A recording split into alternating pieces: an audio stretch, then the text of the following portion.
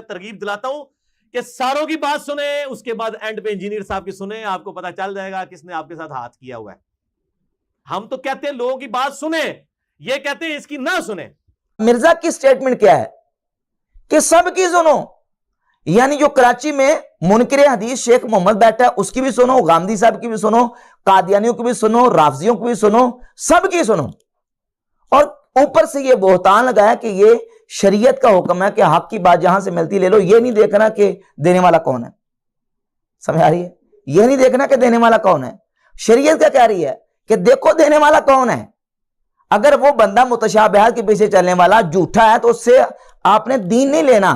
شریعت کو تو یہ کہہ رہی, کتابیں تو یہ کہہ رہی ہیں, اور صحیح مسلم یہ کہہ رہی ہے, روایت نمبر 26 ہے کہ ان ھذا العلم دین فانظروا امن تاخذون دینکم, یہ علم دین ہے, تم یہ دیکھو کہ تم اپنا دین کہاں سے لے.